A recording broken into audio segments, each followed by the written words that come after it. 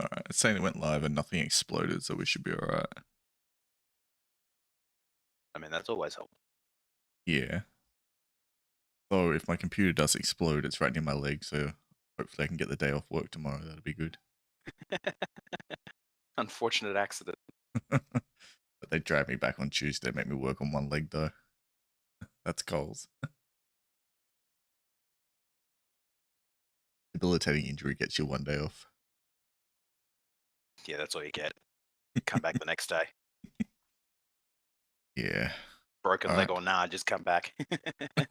Yeah, you're done. That's it. Hi, Ash. That was quick.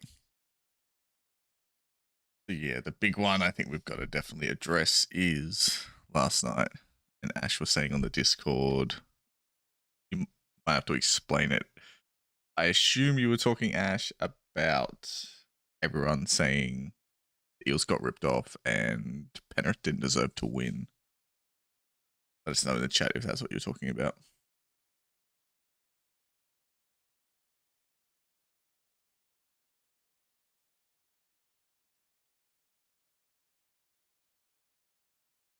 And while we wait for Ash, how's it been for you watching the football this weekend? I don't know, pressure, I guess. Well, I didn't really get to watch much of Friday nights because I was at work for most of it. But it Yeah. was, from what I heard, not that great a game. It was just the Turbo show again. Yeah, Turbo basically went nuts, went to town on them. I saw the last like 12 to 15 minutes or so. Um, but and Turbo didn't actually do much there, but obviously the bulk of the damage was already done by the time Yeah. I got home. Yeah. You could see mainly were on. You could see it pretty early. It just, I don't know. The Roosters never really looked in it. I don't know if that's just they were finally worn out or whatnot, but Well, they yeah. clearly weren't at their best against the Titans. Well, no, you saw Everyone was that. thinking, yeah, They came. everyone What was was it? thinking that they were supposed to absolutely belt the Titans into the ground, and that didn't happen. So if they didn't show up much better than they did, then they were going to get absolutely belted Yeah, by Manly, and that's exactly what happened. yeah. I think I've seen a few people say during the week they were like, yeah, they were one pass off losing to the Titans. So I think the Titans probably would have given it a better run that weekend, but it is what it is.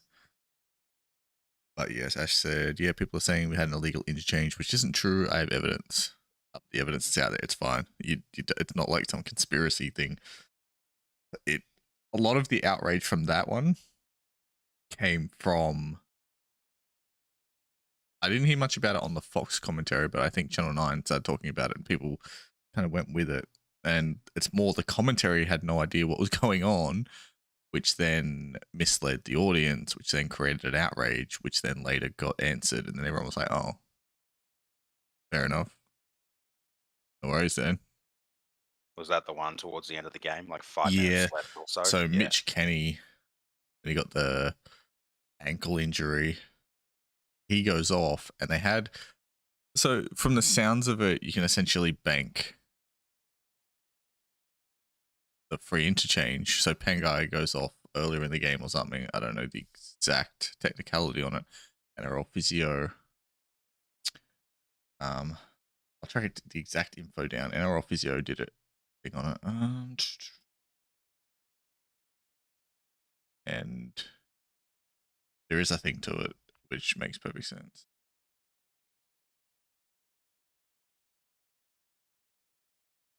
All right, for the Mitch Kenny free interchange, it was the second of two free interchanges Penrith received when Nakora went on report. Penrith still had two regular interchanges left anyway, as they have used 6 free interchanges tonight with your report incident from the Eels. So, and there's a big long list there of he goes through like a thread and talks about it. So it makes sense when you actually break it down and go through it and the way the NRL has it all structured. It's just people just aren't aware or whatever. Maybe they just casually watch the game, hear the commentary go off, and then they just sort of chill out after that. Whereas, you got people like us who are obsessive about the football, and we're looking at every piece of information out there, so we kind of catch these things and move on. So basically, lost in translation from a comment from Channel 9. Yeah, it's like the commentary team sort of didn't understand what was happening at the time. Fans didn't understand what was happening at the time, and then yeah, that just made it blow out a bit. Not to say there weren't things that went against the Eels in that game. Like, I think well, actually, you said you had one. I want to hear your one first. I have a feeling you probably saw it as well on the Fox post game, but it was when Luai held back Mitch Moses when they made that break, Yeah, that's the one I was going to mention. and how that should have been a sin bin. So you did get very lucky with that one. Yeah, I don't. And see, my thing is, I don't know if I've made the joke with you, but I say it here all the time. As soon as I see Ashley Klein's name come up as the official, my joke is that both teams are going to get robbed of the win every time without fail, because he's just, I don't know how it happens. He's considered one of the best refs in the game, yet when he referees the games, they devolve into it's like chaos. It's like the lottery. You've got to just pick your numbers and then hope kind of you get somewhere. Pick a god and pray. Yeah, it's like, have fun with that. You just, like, it's ridiculous how, to me, in my mind, at least in my personal opinion, I think he's probably the worst ref in the And league. like, not only that, they say he's one of our best, but 2 weeks in a row, he lost control of the players Yeah, and fights and stuff broke out. Like like, he obviously doesn't have respect of the players, because otherwise the players would have stopped a lot yeah, easier than they did. But no, players get frustrated in his games, and I think now they've caught on that he just he is Ashley Klein now. It's like he doesn't control games very well. It's just so, ugh. because we saw how tensions boiled over and never calmed down in the Yeah, Roosters Rabbits game a few weeks like back. that was, yeah, he'd lose control, and like how much, like, we get frustrated as fans. Imagine what the players are like out in the field. That, like, last night, they're absolutely busting their asses from both sides. Like, in my opinion, game of the year. I came away from that game thinking this was the best game this year, and I was like pretty privileged to actually be able to share that with our biggest Western Sydney rival. Like, it's amazing. Like, I'm gonna go watch that. I'll probably watch that game before bed tonight again, just because it was so good. Like, both teams went nuts, and I was on the edge of my seat all night, and my head was in my hands at points, and I thought for sure they were going to win the game at the end there, and then Paulo drops it, and it was just like, holy crap. But then in the middle of this amazing experience, you've got line just, it's like everyone's having fun at a party or something, and he walks in and just starts like shitting everywhere.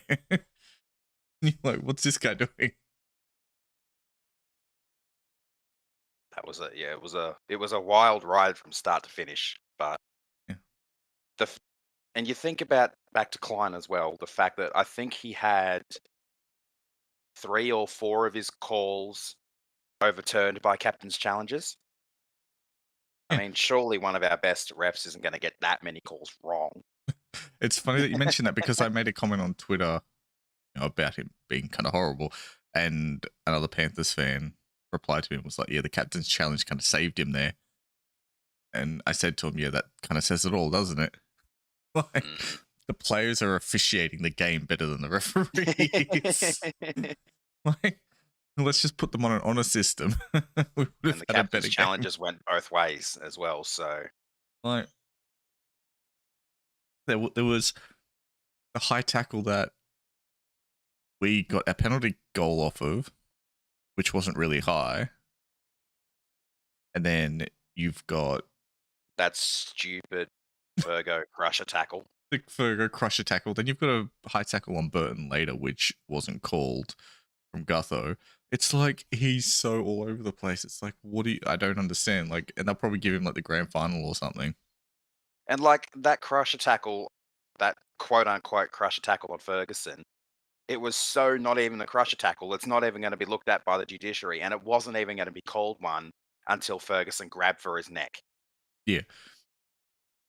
And then when they show the replay, the defenders actually did the right thing where they released his head underneath Yeah, and it was fine. before it could get to a crusher. Like, it was all good. So, ugh, I don't know. If you're going to grab for your neck like that and get a penalty, yeah, whatever. I don't like it, but obviously a lot of players do it. But at least stay down. Like Yeah. you, I'm I said the assuming. same thing to you last year as well because Nathan Brown did it against us. I Yeah, think that's it right. was Was it against Blore? Blore. Yeah, I think it was Blore. He played for the crusher tackle, got it, got up and went to take the quick tap immediately. Yeah. It's just Mitch Kenny said infuriating. something to him, and I assume he must have been like calling him out for taking a dive or something because he got up pretty cranky.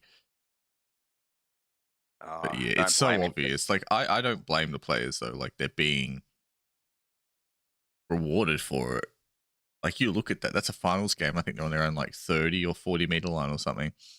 You get a Yeah, they penalty were around there. their 20 or their 30. Yeah, like you get a penalty there. You've got field position. You get rewarded for this. I'm not even angry at Fergo. I'm not judging him at all. But it's absolutely rewarded. Like, when you see that, the NRL should be like, bro, what the hell? There's I don't know. AFL players can be fined for diving slash staging. Well, they And I need think something.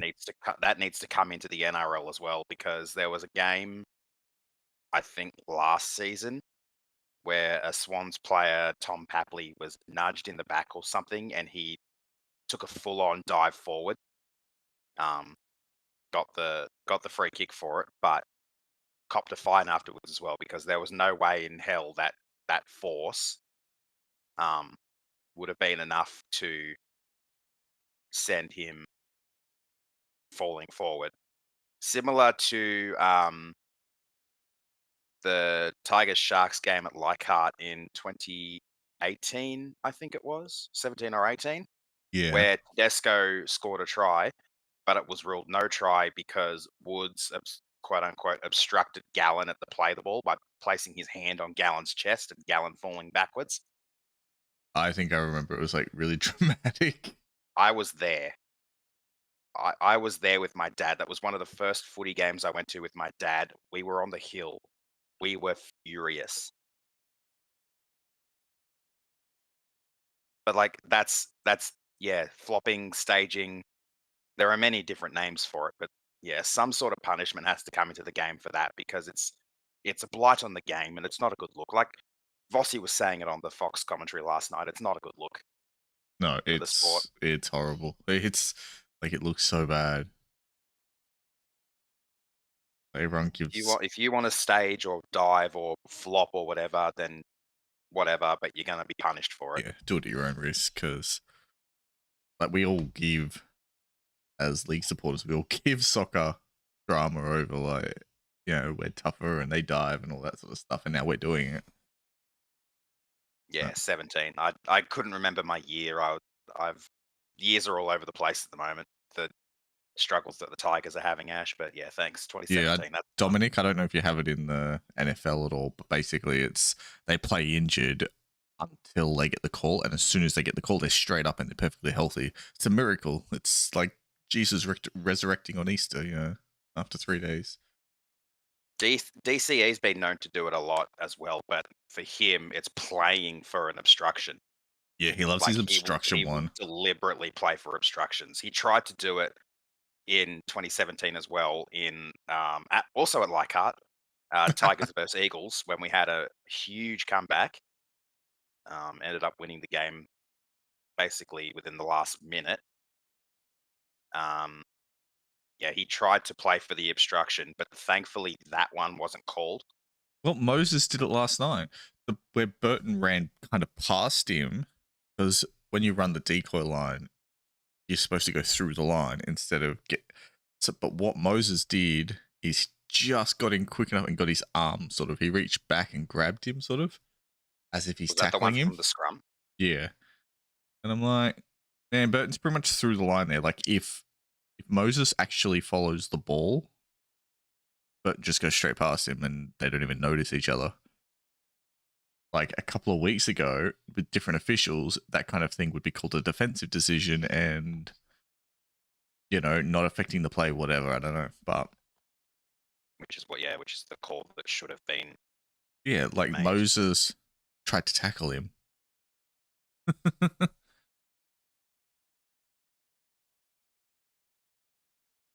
Which bugs the hell out of me because it's like, well, I'm a fan of the black and white rules. So under my sort of philosophy with it, that would be called, an obstruction because he's taken that outside shoulder of the defender. But we've seen it slowly creeping in over this year, where I've seen I think 2 of them now.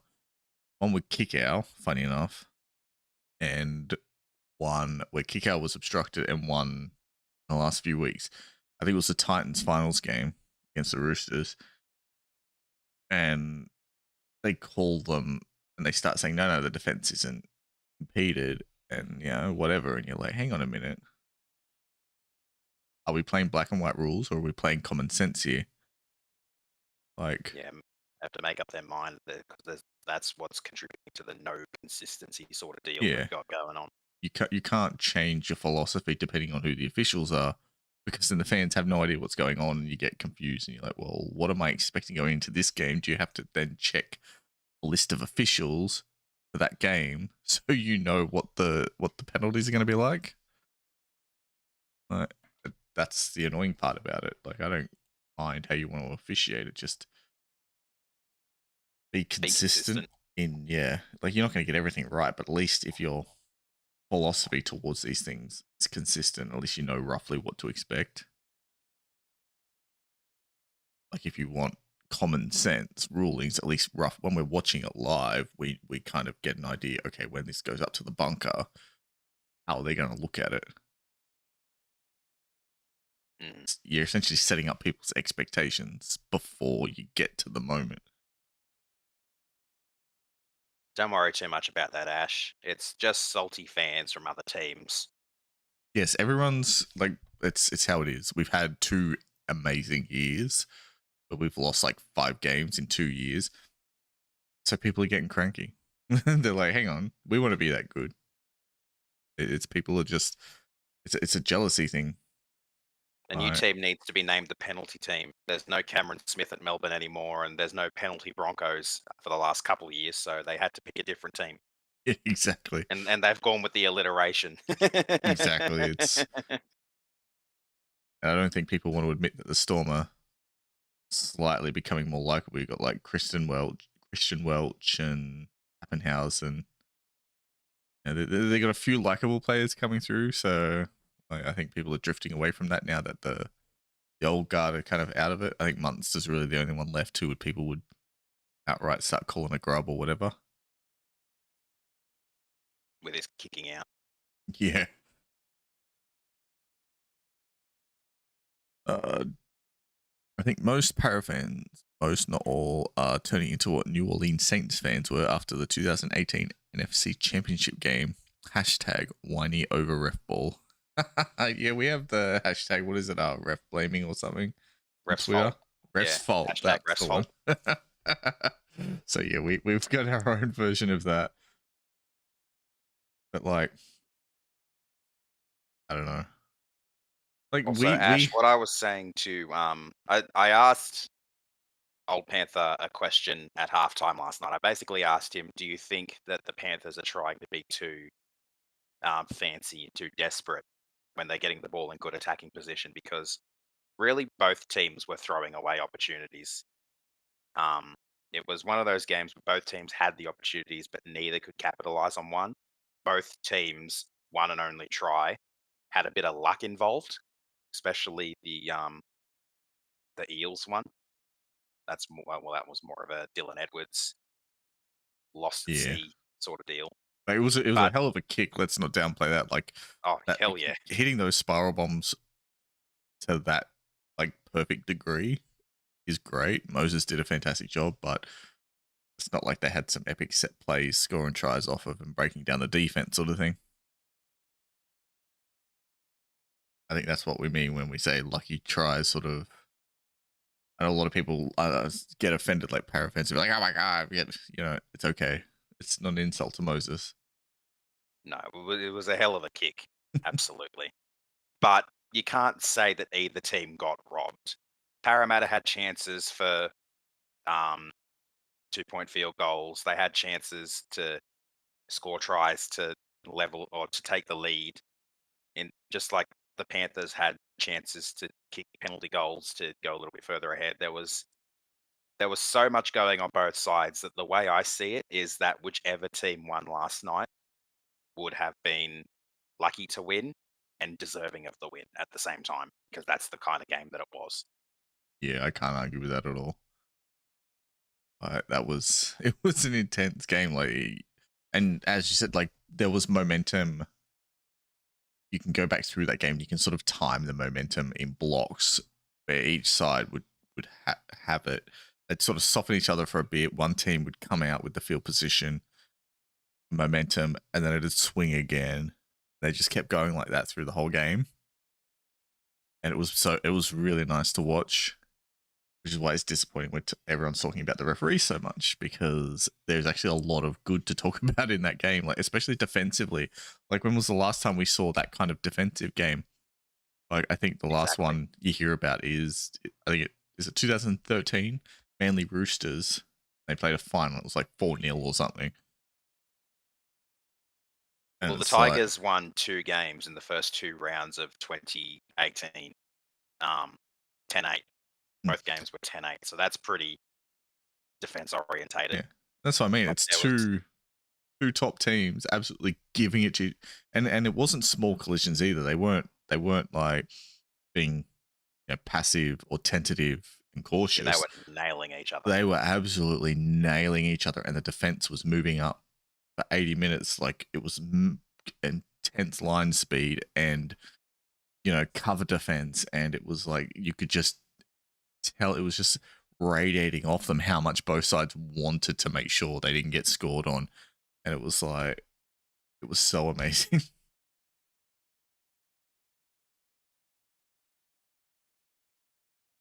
Blake, so lucky though, that bounce could have gone anywhere. Well, yeah, that's what we were saying. He was a little bit lucky the way the bounce went, but it was a hell of a kick from Moses. Yeah. Like, you do create your own luck in that sense. Like, he's put that really good kick in, and the chasers have done their job right. So they put themselves into the position to take advantage of the luck when it happens, which is what the good teams do. Yeah, and that was 2 good teams going hammer and tong at each other for 80 minutes last night.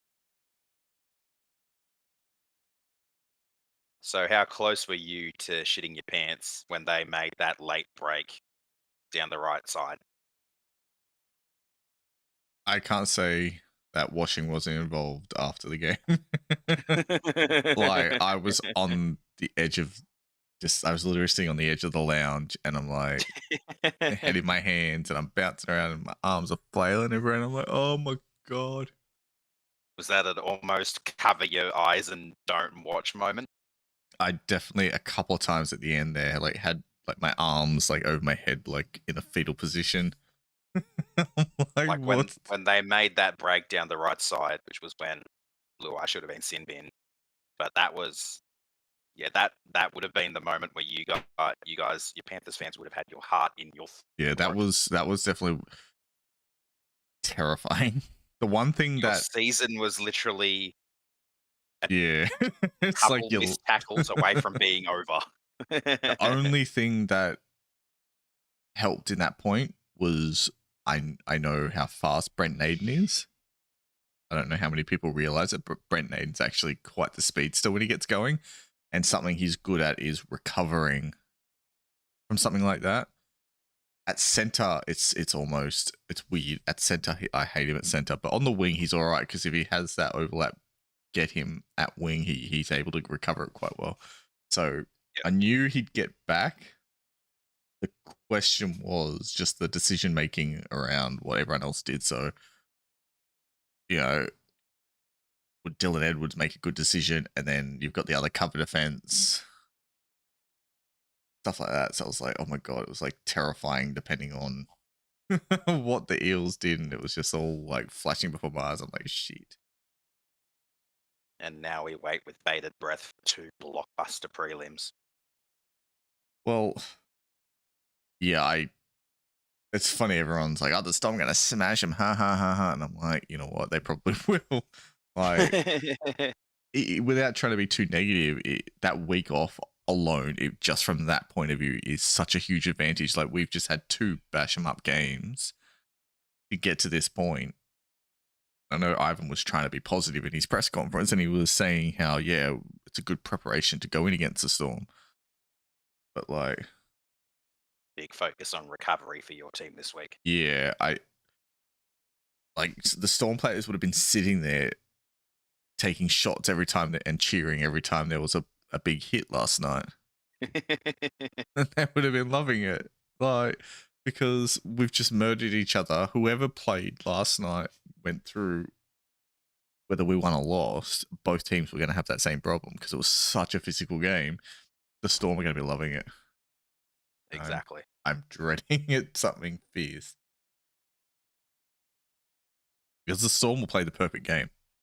It's a Bellamy coached Melbourne Storm in a prelim final. Like, what the hell? Like, I don't know. On the bright side, you won't have to wait as long in the day to watch it because it's a 4 o'clock prelim instead of a 7:50 prelim. How good is that? Oh, I hate the 7:50 kickoff.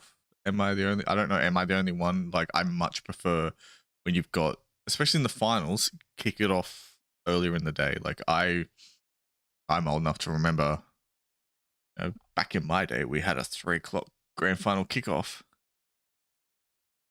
Yeah, Like, I'm not that big a fan of the having to wait so long for the kickoff. you watch the grand final. You're pretty much going to bed at nearly midnight. And yeah, I know most people get public holiday. I think it's on the long weekend, so they get the public holiday. I have to work public holidays. I don't get a choice. 1v2 and 3v4. It's going to be a hell of a weekend next weekend. Yeah. It's Sportsbet have odds up on the NRL app. we at like Storm $20. Storm $1.37, Panthers $3.10. Not as bad as I thought Rapids we'd be. $1.77, I thought Eagles $2.05. Interesting. I thought we'd be more like the Eels were this week, where they were at $4 against us. I thought we'd be more like that. Well, it is 1v2, so I think that's probably a factor there. Yeah. I'm not looking forward to tipping that one on Friday. Not looking forward to that one at all. That could honestly go either way. Yeah.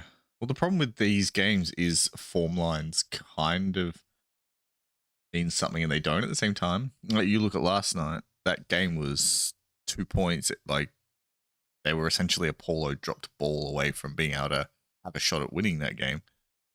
Mm. Like, if he doesn't drop that ball, even if he just takes a tackle, they've got a minute.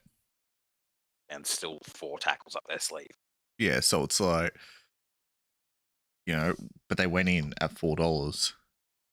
I don't know. It's impossible to judge, I think, with the tipping. It's terrifying enough having to play the Storm in a prelim, but then also having to try and tip that with margins get absolutely stuffed. Dominic, the Storm are still going to remain a force. As long as they've got Bellamy at the helm, they're going to remain a force. They're going to remain a top 4, top 6 at the lowest. They've still got Brandon Smith, Cameron Munster, Harry Grant. They've still got so much going there. The consistent factor in all that's Bellamy. Until he goes, I'm pretty sure the Melbourne Storm are going to try and keep him for as long as they can. Because he's clearly... The only season that Bellamy's been there where they didn't make finals was the one where they were done for salary cap stuff. Other than that, every season they've played finals footy. And the vast majority of those have been top 4 finishes. Right. So I am looking forward to seeing them without Bellamy. I mean, it has to happen eventually, doesn't it? Like, they also barely get eliminated in the finals before like before week 2 or even before week 3. Most of the times when they play finals, they're still there in the prelims. Like that is a dynasty that's not going to end anytime soon.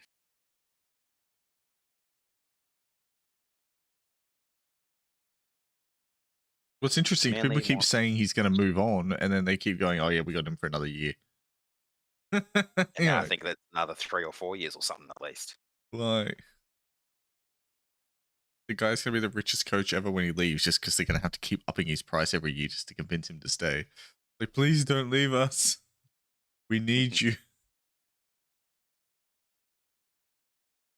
Like, he's going to be like after he, he's gonna after he die, he's never going to die. There's going to be a head in a jar sitting there at like press conferences and Yeah, Futurama style. yeah, Futurama style. And he'll have like an assistant who carries him around or something. like, it's because I can't even imagine someone else coaching the Storm. No, Like it's so it just your brain can't comprehend it. I don't think the Storm can imagine anyone else coaching the Storm at the moment either. Yeah, like they probably don't even comprehend it. They just no, it's not going to happen. Don't worry about it.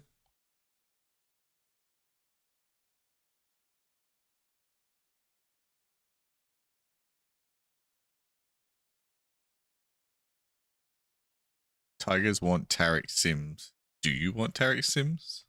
I don't mind Tarek. It's not a bad idea.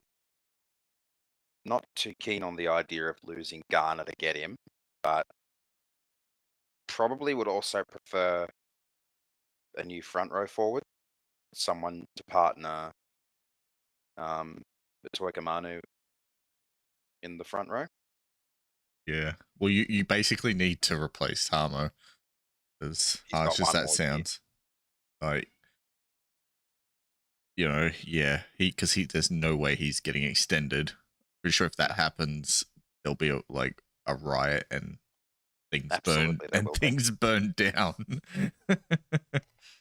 from Tigers fans. So you're gonna need somebody to come in for him. Whether that's I don't know what your juniors are like, or if you buy someone, but Well, there are still so many players off contract off contract at the end of next year who can be negotiated with as of November 1st this year. yeah. Well, Let me look just at. bring up the list on Zero I mean, Tackle. we've got Kikau available. He can negotiate from November. If anyone wants him, might be worth playing him in the middle.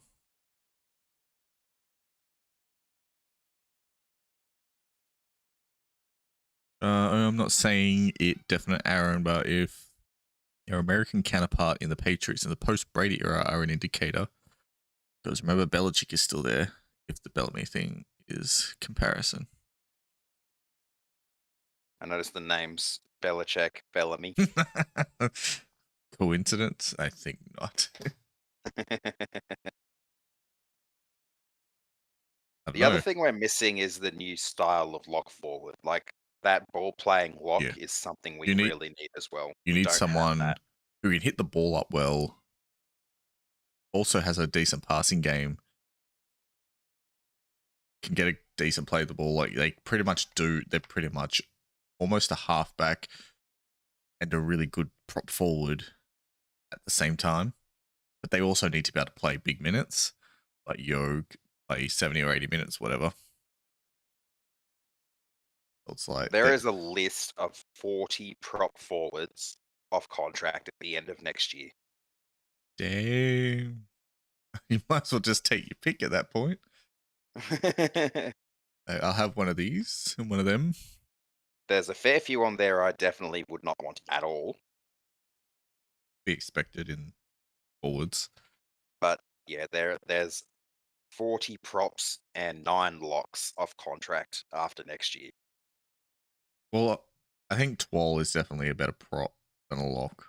Like even when he's at lock, he plays like a prop. He hits the ball up, tackles well, does his thing. I Like have no idea why Luciano Leilua is on here as a lock. He's a second rower. has he even played a single game there? I don't think he has. Like I honestly, everything I can remember seeing him is in the second row, so I don't know what's going on there. Yeah, zero tackle has his position as lock. That's a boo boo if ever there was one. Yeah, I was going to ask Dominic how the Patriots have gone with Belichick still there, but Brady gone. Have they collapsed? Obviously, I don't know too much with them.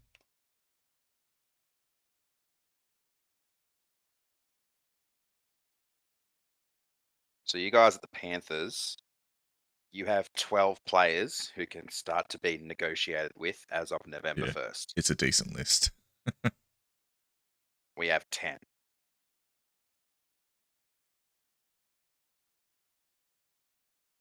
I would like someone should consider kick out for the middle. Like he's 115, 120 kilos. And The yeah, Storm and the Eels have the biggest off contract next year lists. interesting. Wonder what'll happen with the Storm Storm's roster. the Storm have 15. The Eels have 14. Cowboys have 13. Panthers 12. Gonna be a big year then. Sounds like a lot Here are of some of the names off contract. Here are the names off contract at Melbourne after next year: Aaron Booth, Jesse Bromwich, Tom Eisenhuth, Bronson Garlick, Jordan Grant, Jack Howarth, Dean Eremiah, George Jennings, Cooper Johns, Felice Kafusi, Chris Lewis, Isaac Lumilumi, Brandon Smith, Remus Smith, and Christian Welch. Obviously, though, most of those are younger guys who are yeah. probably only just coming off Bromwich and development Welch. contracts. Yeah, Bromwich and Welch though are the two big names there. Yeah, definitely. They're the ones who you'd be looking at. Like if I was Tigers, I'd be like, hey, Christian Welch. Even Kafusi. We've got really cool jerseys. Come have a look. Like I'd be looking at something like that. Kafusi's plays well, but man, he's getting a reputation for being a bit of a grub at the moment. Every time you see his name come up in like discussions now, it's always about like how much of a grub he is. But you still look at that list, and most of them are like Yeah. younger development players or But that's what the Storm do minimum well. wage They contracts. pick their core of guys they want to keep, and then they just rotate everything else around that. Yeah. That keeps their salary cap where it needs to be and keeps it in check, so they're not overpaying for the fringe guys, which is what everyone else needs to learn to do. Stop overpaying for positions you don't need to overpay for. Here's the Eels list: Jacob Arthur, Hayes Dunster, Wiramu Greig? I don't know. Clint Gutherson, Keegan Hipgrave, Oregon Kafusi, Reid Marnie, Ryan Madison, Murata Niokore, Tom Opacek, Isaiah Papali'i, Junior Paulo, Hayes Perham, and Ray Stone. Interesting to see what they do. I wonder if they keep Polo. You would assume they would. He's one of their prop forwards. Their starting He's one props. I'd tell the Tigers to consider chasing. Like he's 27. He's 28 towards the end of November, so he's the same age as me. Give him a 2-year contract. He's probably got at least another 4 years in him. You give him a 2 and see how he goes, and then And if go he's from there. going well, you probably give him another 1 or 2 leading He's him into right his on that retirement cusp there. of his peak, and then when they start dropping off. Yeah. So you just sort of Like, get him in and then see how he goes. And so he'll be 29 through the 2023 season, and then turning 30 at the end of that season. So he's not in that over 30s range until yeah. basically the end of the following season. Yeah. So he's definitely one if you were the Tigers, I'd probably look at throwing a contract for, especially to replace Tamo. Patriots finished with a 7-9 record and missed the playoffs for the first time since 2008 last year. Blah, blah. Huh. So at least the Patriots win a few years ago. So at least for them, it's not all about the coach. See, that's where the Storm is a bit different. Bellamy, as long as he's there, they're not missing finals. It's not going to happen Yeah. unless they have like a Rooster style season where they're literally playing their reserve grade team or something. Yeah, when you've got Mitchell Pearce out for doing things with dogs, the rest of their season fell apart. Whatever year that was, 17, I think. Here's an interesting one. NRL 2021, Tigers ready to make call on Michael Maguire and usher in yet another new coaching era. Of course they are. Like, so this was from Brent Reed and Michael Carrianis. I hope I pronounced that right. Michael Maguire's time at the helm of the West Tigers looks likely to come to an end. So the club's number one choice as his replacement is unlikely to pursue the opportunity. Michael Maguire's time as West Tigers coach is on the brink of coming to an end with the blah blah blah blah blah blah blah blah stuff things.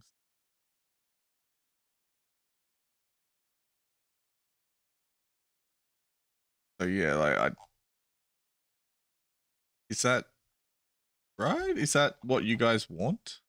I thought Madge was well supported, at least with the fan base from what I could tell. Like I assumed, made the There are still a lot assumption. of fans. There are still a lot of fans who want Madge to stay. There are also a lot of fans who want him gone.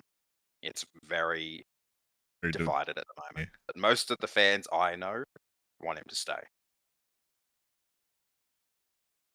Yeah, so it looks like apparently their favorite is Cameron Ciraldo.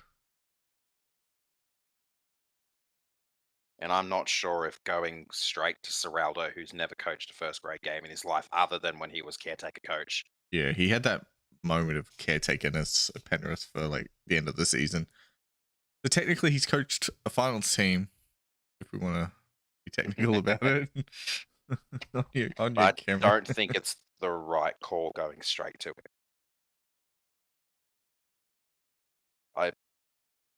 I just feel like Madge needs to stay at his contract So because the thing they don't get is he keeps staying at Penrith. People keep offering him jobs, and he keeps saying no. When Anthony Griffin was here, he tried to quit twice, and Gus convinced him to stay. Like, I think he's too attached to it, and when he does take a head coaching job, I think it'll be more Ivan moving into a football department sort of head position, and then Ciro will move into the head coaching role or something like that, in a few years' time or whatever. yeah. And they're probably the fact that he keeps turning down jobs, at least according to what the media is telling us, says to me they've already had that conversation probably.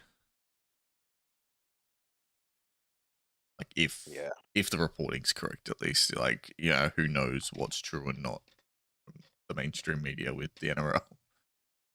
Yeah, I just haven't been paying attention to most of the news about the Tigers because it's just not fun. Yeah. It's hard to sort of get a grip on what's going on. Like, you bring in Madge, you extend him, and then just as you're about to get some salary cap, you're finally free of those shackles. You say, you know what? Here's a good idea. Let's sack him. And you're All like, this media crap and all the speculation and shit, it's just making me not enjoy my footy as much, which is making me sad. yeah, well, I've done that a few weeks here and there now through the year. Like I did it the other week, where it's just for the week I just cut off the media stuff and I just watch the games, and it's a nice little refresher. I think you need to do every now and again. Because at the moment, there's nothing, well, there's not much if it's not about the Tigers. There was a little bit about the Ivan versus Wayne press conference thing, but 90% of the news in the NRL has been about the Tigers, and it's just not fun. Yeah, we all knew it was coming, unfortunately. I said the only thing that kind of surprises me is that they're willing to then give up on something. Like, you look how long it took Penrith to get to where they are. It was everyone makes jokes about the 5-year plan, but like it took them pretty much 10 years almost to get to where they are now. Yeah. And But you did have a couple. You did have a fair few finals appearances Yeah. in that time where you got The Anthony Griffin. So Anthony Griffin, Gus brought Anthony Griffin down because he came from Brisbane, and they were always traditionally at least good at bringing juniors through and then developing them into first graders. And I don't know, maybe something happened behind the scenes with him and Ivan. I don't know, but the problem with Anthony Griffin was his record against top 4 teams was horrendous. Everyone's like, "Oh my god, Anthony Griffin was so good with us. We played finals 3 years in a row." And you've always got to bring up the point that yes, we did that on the back of bullying bottom 8 teams. Basically, teams. those was the season where you got really, really lucky with a lot of late come from behind wins. The year that Griffin got and sacked. and all the Oh, talk about bottom that of the bottom. is that basically what a lot of people say about that is they threw the game plan out the window and then just went on individual talent to win games at the end. And it's like, and I think when we're getting smashed by the Broncos, we got beat by like 50 points or something. And it was reported that apparently he walked out before the end of the game or something. He went up to Brisbane that week, took them up by himself, excluded the coaching staff, and then walked out before the game was over or something. And then it was not long after that he got sacked. And it's like, if the report's true, is there any wonder? Like, things were clearly not working out very well at the club. And the reports of him not getting on with his coaches, like Cameron Ciraldo wanted to quit twice, and it's just his time here wasn't good.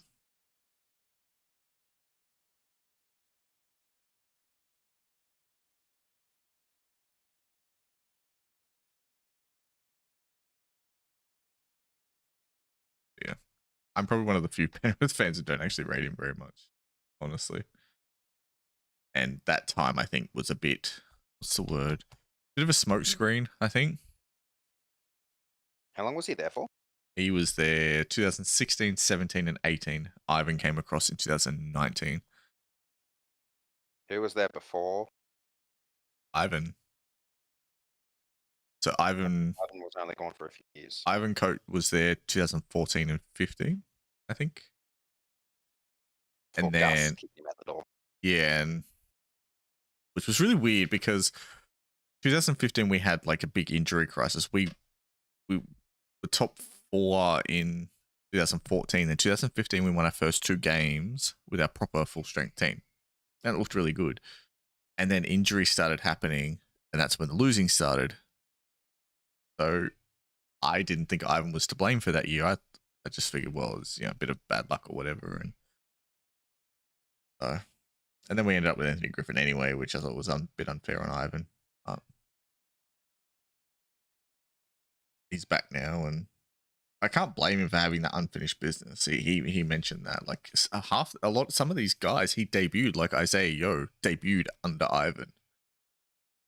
It's something that I cannot blame him for having that sort of thought in his mind where he's like, I was helping, like he helped build this, then got pushed out the door. Like the fuck, like I don't think he deserved it at the time, but you never know. Maybe Anthony Griffin coming, maybe it helped a few things out behind the scenes. I'm not sure what, but realistically speaking, it took nearly 10 years to actually become the team we are. So those middle years were nice. They were good. Went to a lot of games and it was fun to win some games, but it definitely papered over some of the issues that were still there. I think the team now as a whole, they win and lose more as a team now.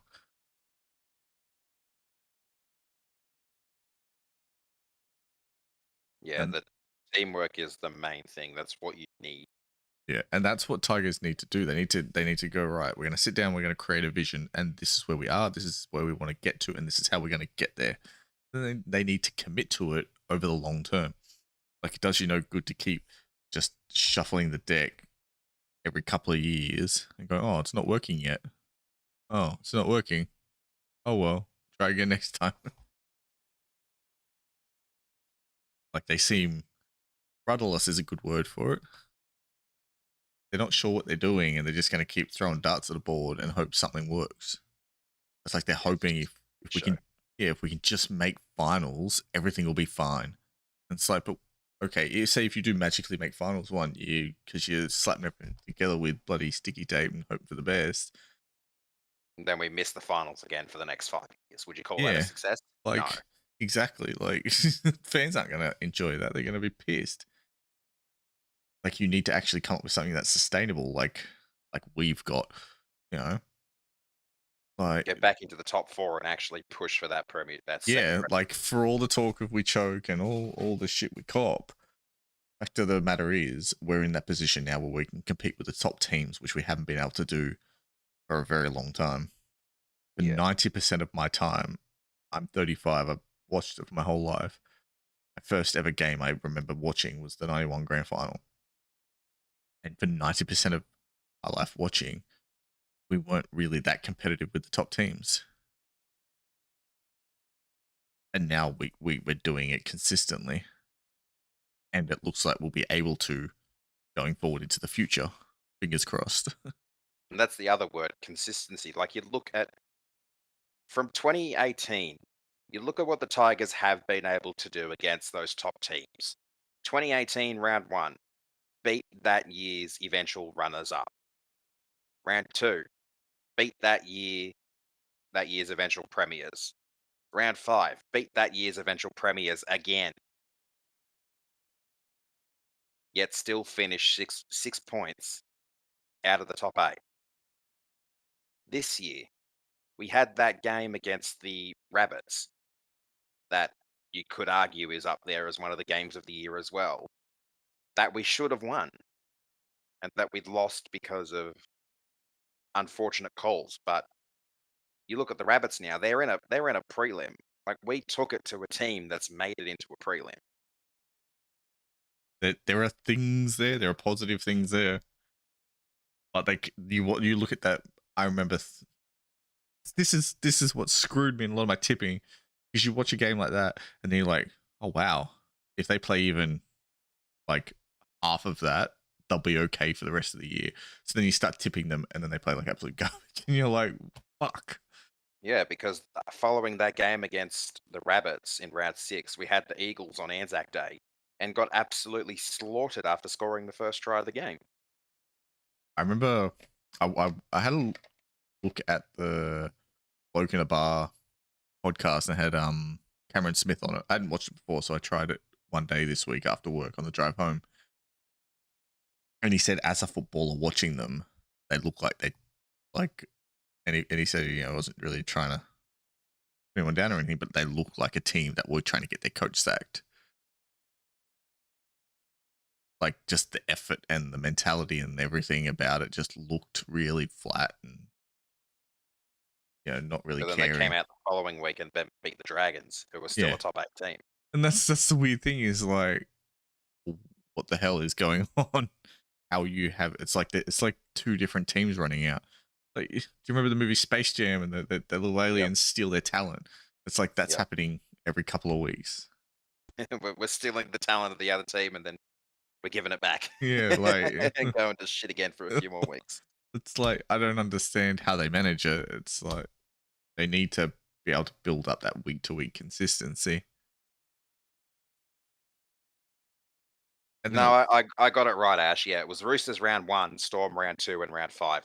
And they were the premiers. well, yeah, you Actually, st- no, wait. No, wait. Oh, yeah, that's right. Roosters were premiers in 2018, weren't they? I was getting mixed up with the yeah, 2017 Storm. Bruce, The defending premiers is what I yeah, was getting at there. Yeah, sorry. Storm won 2017, and then Roosters got 18 and 19. Yeah, that's where I was getting mixed up. Okay, yeah.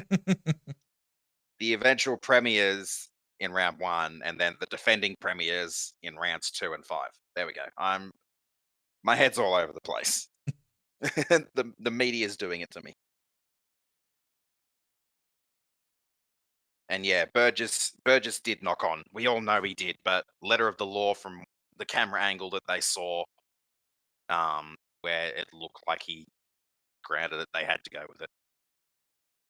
But the Yeah. way it came out of his hand, there was no way it was grounded. Yeah, because they Like, he changed. clearly lost possession of it and didn't re-grip it. He just had that pinky finger in Yeah, contact with the ball on the ground at the same time. because it used to be the terminology would be like downward pressure, I think is what they'd say. Yeah. So you had to have like really obviously be pushing the ball down into the ground and actually be planting the ball. But now they've changed it and it's more as long as your hand is still on the ball and you haven't had the separation yet, then you're fine. So they've pushed it a bit further in favor of the attacking team with that benefit of the doubt sort of thing. Yeah, the benefit of the doubt sneaking a bit closer towards the attacking teams. Which fair enough. Like the sport has always been like that from the time it's been the inception of the sport, where the benefit of the doubt goes towards the attacking team, which is fine. Yeah, it's just something for fans to be aware of, I guess. When, especially because we get so emotionally invested when you're watching a game, you can get kind of angry at it, but you've got to. It's a bit like last night when everyone's going on about the interchange. Like you've just got to remember there's these little rules happening in place, and things change at times, especially now with HIAs and even the corner post used to be a rule, and then they changed that where now you can come in contact with the corner post, which has given us all those fancy winger tries where they're doing like circus acts in the corner. Yeah. I think Vossi was a big part of the campaigning for that rule Oh to my change, god, wasn't he? yes, it's funny that and the six again rule are ones that he campaigned a lot for, and And he got him. and yeah, and I can't say I disagree with the corner post one. Was an epic one to change. That was so good that they changed that. But the six again one, funny enough, he used to talk about it where he'd say like, why can't we just? But he used to talk about it on the try line when you're attacking the try line. This whole first tackle set restart when you're coming off your own try line is absolute bullshit. I don't care what team you play for or support or whatever. Everyone, I think, probably agrees that if you're on your own 20-meter line and it's the first tackle, it should be a penalty. Yeah. And you should be kicking for touch. I haven't spoken to or seen anyone yet across multiple online forums, whether it's Reddit or Twitter or League Unlimited, whatever, that don't agree with that. For sure. Like, I don't know how the NRL are still so like how they're not addressing it. They should be coming out and saying, you know what, we're going to adjust this. In your own half, it's a penalty. In the attacking half, six again. Yep. Because if you really want to give away a penalty on first tackle when the other team's attacking from within their own 20 or within their own 40 or within their own half or whatever, if you deliberately want to give away a set restart, you should be penalized for it because it's pretty bloody deliberate. Well, you can see it now. It's deliberate as hell, and everyone's doing it. Like I think even we had them last night, where you could see our Yeah, guys were you did. doing it.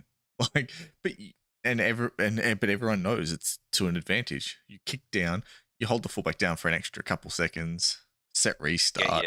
Get your defensive line time Yeah. to reset All your themselves. boys get set up. Their forwards are still coming back on side. There is literally nothing that like against your team. You are getting all the benefit as the defensive team there. Yeah, exactly. You're getting all the reward, none of the risk. Whereas if that's a penalty, well, they're kicking it. Even if they kick a 10-meter kick, you go from the 20-meter line to the 30-meter line. First tackles 40-meter line, and that's a bad kick. It's like a gain of 20 meters. Yeah, like a bad kick for touch is still giving you a massive advantage over that. But say that, and then on the flip side, say they're on their 20, you give away that penalty, they kick it and it goes out on the 50, then Yeah. straight away they're in your half, and you've got to defend that whole set in your half. And if you're stupid enough to give away a six again, then you're just taking tackle after tackle after tackle after tackle with no break. Exactly. It's I don't know. I don't understand how like it's the most obvious thing in the entire sport where I get a lot of the rules can be a bit contentious and a bit divisive and all this sort of stuff. It is the most obvious rule in the entire world, and the NRL seem to be so blind to it. I don't understand it. It is infuriating. Yeah, definitely needs to be changed. Like, it's borderline a professional foul. They're deliberately giving away. Actually, no, it's not borderline. It's pretty black It and is a white. professional Actually, foul. it is, because they're deliberately giving away an infringement to benefit their team. So yeah, it is I've straight up. kept yeah, I've kept telling you, like, over Discord chat and all that sort of stuff, that it is professional foul, like, they're doing it deliberately. It's so blatant, it's ridiculous. Yeah, it's ridiculous. But and it makes sense if they came out and said, "Look, these are the rules this year. Look at it in the off season because we realized changing rules mid season is stupid."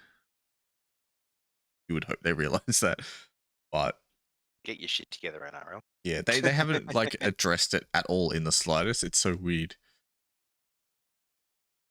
But hopefully they do, because it's gonna make everyone really cranky next year.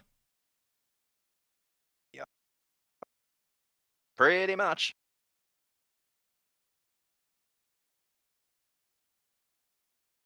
Yeah, something about it needs to be changed.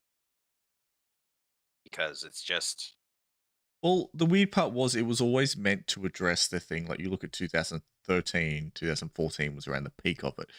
And teams like the Roosters pretty much won a comp on the back of it, where they give away a penalty on their own try line and it allows you to set your defense. Then you just keep going until the other team kicked it dead or made a mistake or whatever. And then Yep. you'd pat each other on the back and be like, right, good set. The penalty would basically be an extra defender there for you. And that was the thing they were supposed to address with it originally. And then all of a sudden, out of nowhere, it became this big thing about creating fatigue in the game.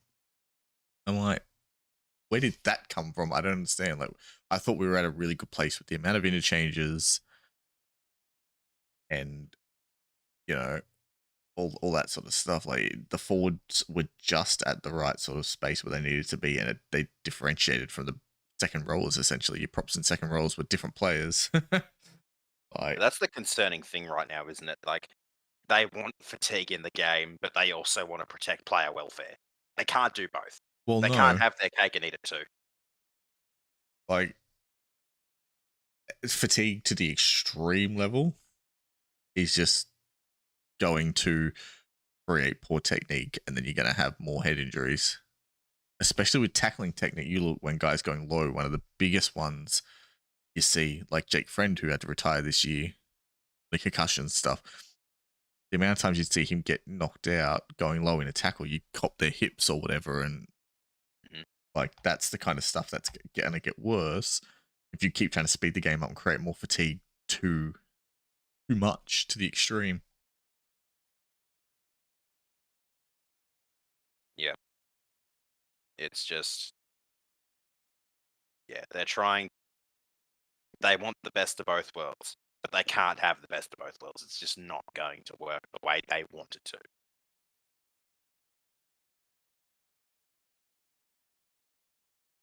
Yeah, well, look at last night. Like, outside of the reffing, the comments that aren't about that are talking about how good and enjoyable the game actually was. Yeah, like the main ones I'm seeing. Have you seen Nat Sinclair on Twitter? Her posts about Yeah, the game? I follow her because, Penrith and all that, and I think she's been pretty little talking about how it was amazing and everything. Yeah, she's been going off about how nuts it was, and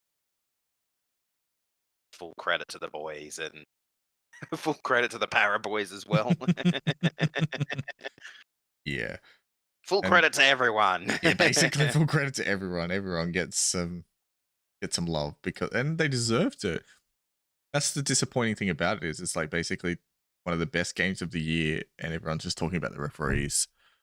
Like, Yeah, we should be talking about the actual amazing quality of football that happened. Like, I can't name too many players from last night who I can say I'd be disappointed from either side. Like, maybe the hooker for the Eels, but even then, he's like their third or fourth choice hooker due to injuries. So, like, you got to cut him a bit of slack just for that. I think he's normally like a lock forward, I saw someone say, and he's just sort of been thrown in there because they need someone to fill the spot. Mm, pretty much. Like, so you can't even really give him too much shit. You're like, well, hey, at least he's doing the best he can in a massively fatigued finals game where everyone's bashing the crap out of each other. Uh, so Yeah, I good just, luck to you guys against the Storm, eh? Gonna need some. oh, there's gonna be some sore bodies after that. But like, we should be talking about the amazing quality of game. And look at it though. How many tries were scored? There were 2 tries. You didn't need to like open up the game too much. Like the playmakers had enough if they wanted it, but the defense was just too desperate. It wasn't. No one was really giving away too many deliberate like infringements in that. There was a few first tackle set restarts, but generally speaking, both teams were able to sort themselves out. Like all the problems from the officiating was just bad officiating. Like the teams themselves weren't doing anything untoward. Like as a Panthers fan, I can't look at the Eels and say they were, they were cheating too much. I mean, you had the Fogo dive is the only thing where you'd say, oh yeah, the Eels were a bit off there. But yeah, on the flip side, you've got that where Luai should have been banned. Yeah, So like it like went both you ways. could probably get one moment each where you're like, man, they were a bit dodgy. Other than that, and you didn't need some massive like 40-41 scoreline where there's like 50 tries in a game to make it entertaining. The Yeah, overall like point I was in a getting at. season, like particularly in a season where point scoring records have been broken left, right, and center, both good and bad.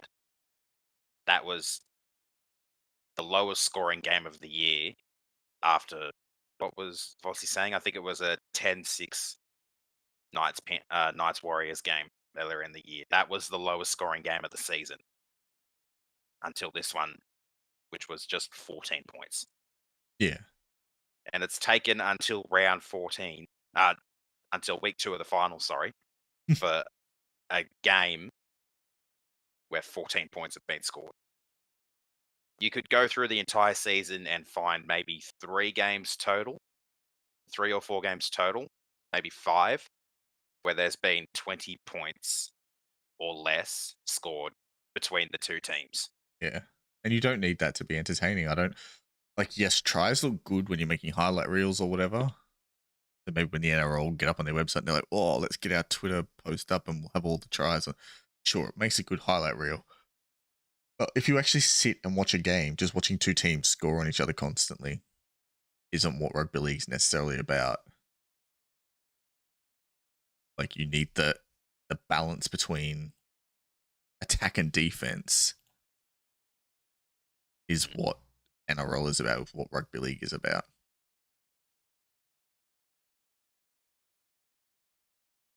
Yeah, that game was quintessential rugby league. The hits, the battle of attrition. It was a great game, and you guys are gonna need a miracle next weekend. Oh my god. I'm dreading it. I'm going to spend my whole week just having like nightmares about it. I'm just gonna be at work randomly during the day. Just, it's just in my day, just doing my job, and I just randomly just start screaming for no reason. Be like, oh my god, what's going on? I'm like, I'm just having like middle of the day terrors. Don't mind me. Whereas my nightmare is going to be tipping the Friday night one uh, because that game, I think, in that tipping comp I'm in, is going to be worth like just the tipping, getting the actual tip right. I think is going to be a 2-point game. Actually, yeah. I can double check that by checking the AFL preliminary finals. Yes, so 2 points for a correct tip. 4th place is 1.99 behind me. I desperately need to get this one right. Yeah. I'll have fun with that. That's where what it comes down to for me. I think I'm a little bit too far out of the running for first or second, bar a miracle right now. but I need to get this tip right if I'm to stay a chance of finishing third.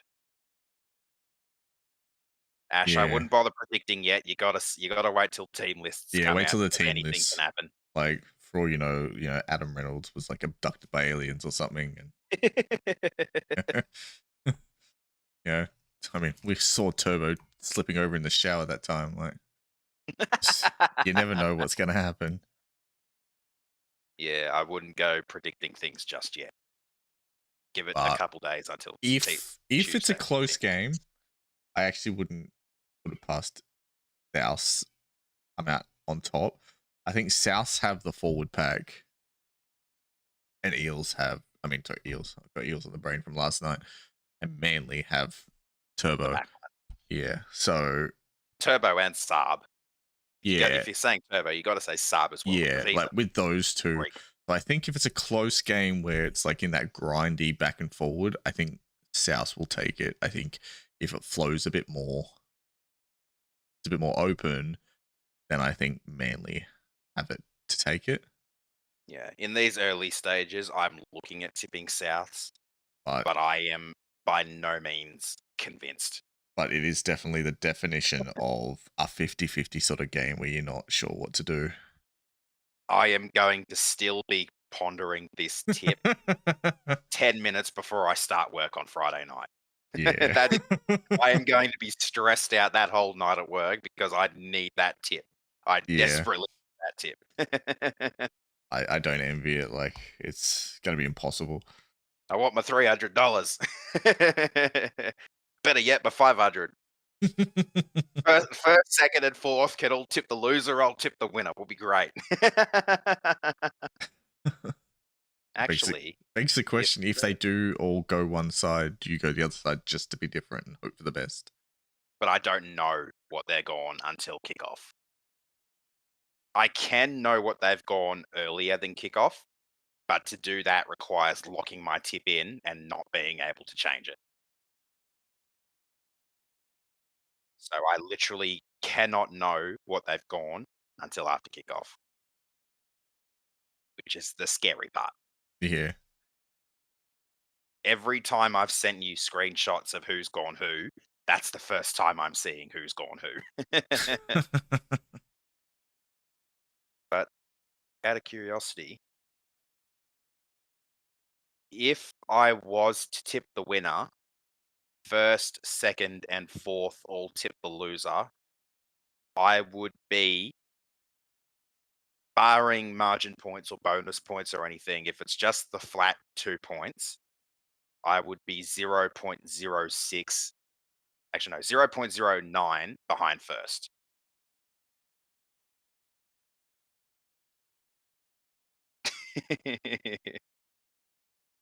There is gonna be some stress.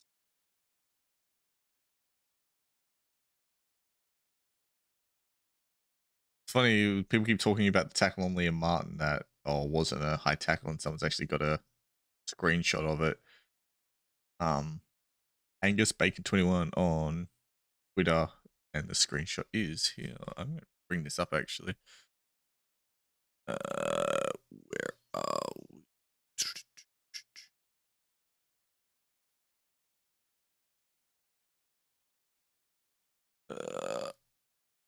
Twitter Dunsky.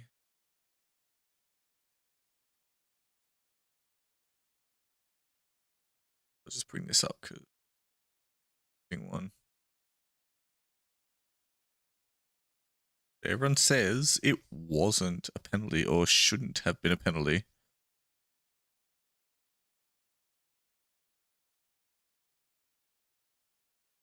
And now I will post that across, so that should show up now. You should be able to see it on stream. They've got player misconduct. Player is guilty of misconduct if he trips, kicks, or strikes another player when effecting or attempting a tackle. A tackle must makes contact with the head or neck, which they've highlighted, of an opponent, intentionally, recklessly, or carelessly. And I flick across, and there's a screenshot of where he hit him.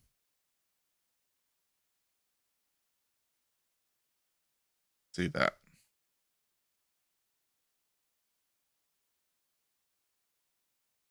I'll let that linger for a minute. So people saying that that was not a high tackle and Yeah. determine the game. They've missed a lot of high tackles in these late stages of the season. But this is they the were, one where this is so I'll bring up, this is the tackle they're talking about here, so you'll be able to see it on stream. I'll leave it. Half time, surely he goes. So this is the one here. Quality's not great when you full screen it. yeah. How long's left in the game? Oh yeah, right. So that was in the first half. That's the end of the first half. That's where we kicked the penalty goal. That's the one where Cleary kicked the penalty goal. And we went up 8-6. So he's hit him there. It happens really quick, so you don't really see it. But that's it. Freeze framed. The arm does come into contact with the neck. So just putting it out there. Checkmate. Eels, I guess. That was really a lot quick. of players got away with high tackles last night. I noticed a fair few high tackles that were missed on both sides of the coin.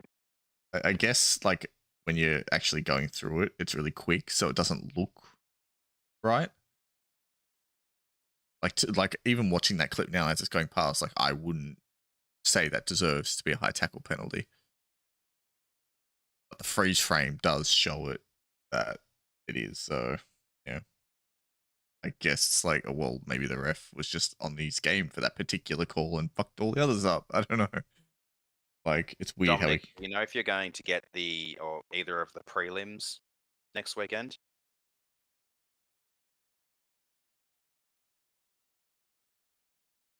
The blowout. Oh, Storm.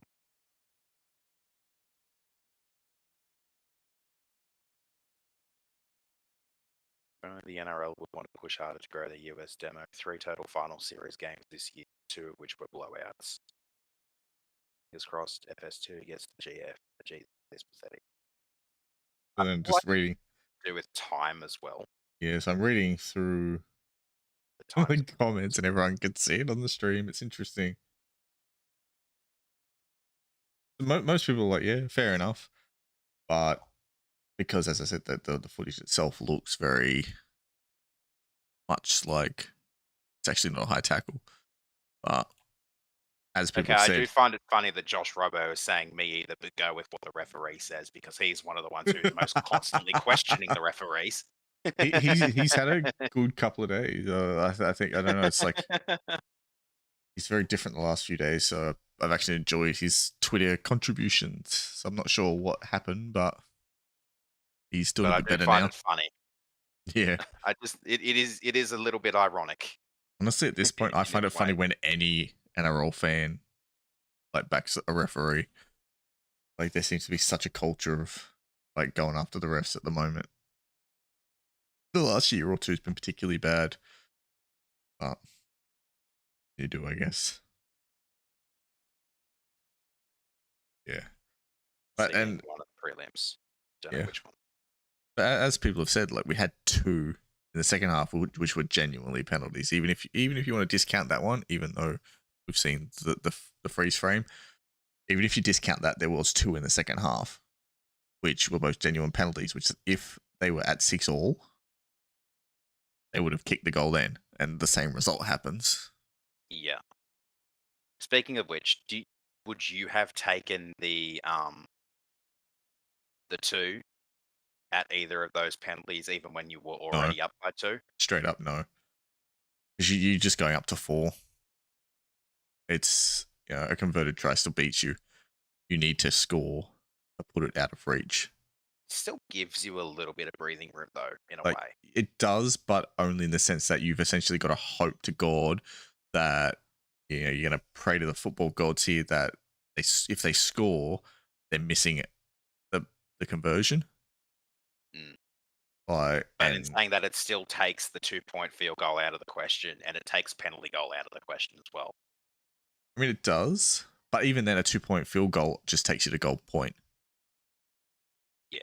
So then you're just backing yourself to say, right. And especially with Nathan Cleary in the team, like if they kick a 2-point field goal, you go to golden point, you're going to back Nathan Cleary to be able to sink a field goal to win a game. Or Dylan Edwards, I think it was, who kicked a 2-point give field it to goal late in the season. give it to Dill in your own half, and he'll just kick a field goal from there. He'll do a Benji and kick it from like 60 out or whatever. Like that's like we have at least a team that can kick a field goal. So okay, Dominic gets Manly versus Souths versus Manly. Oh, 1 out of 2 isn't bad, I guess. That prelim. All right. Me, I think I might wrap it up there. I'm gonna have to go have dinner soon and all that. Started late because I got vaccinated. So at least that's all sorted. Shopping. Yeah.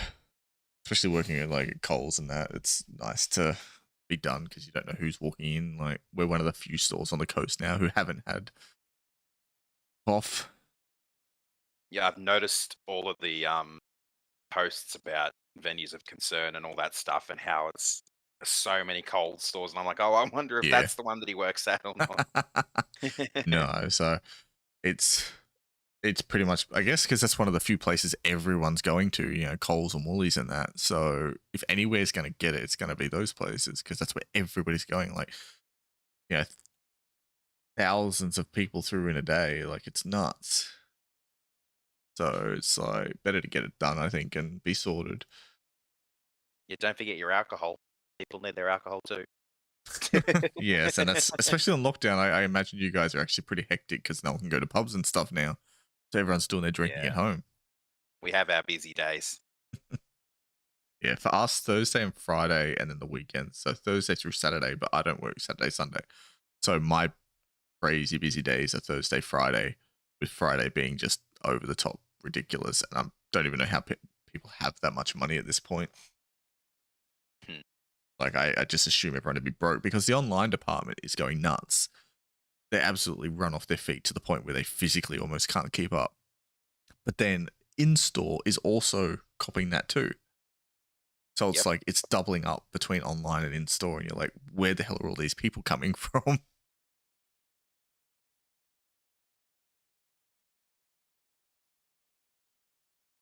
Is there anything we need to address before we sign off for the day? I don't think so. That's pretty much covers it. That's all general chat, mostly about rules and stuff, I guess.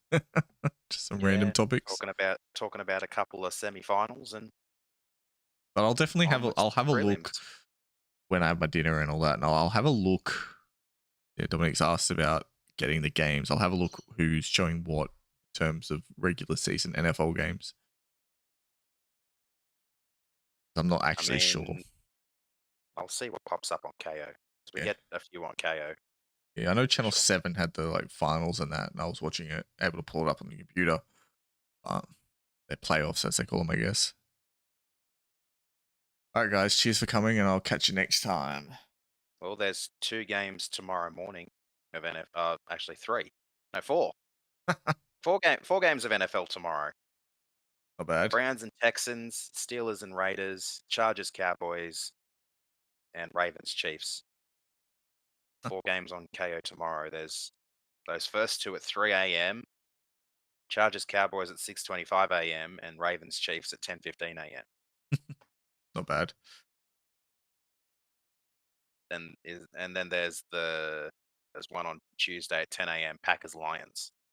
So that's 5 games on KO over 2 days. Oh, not bad. So maybe they'll be the ones to have it. I don't know. We'll have a look. Unless it's split over multiple channels, I'm not sure. All right, guys. Cheers. Enjoy.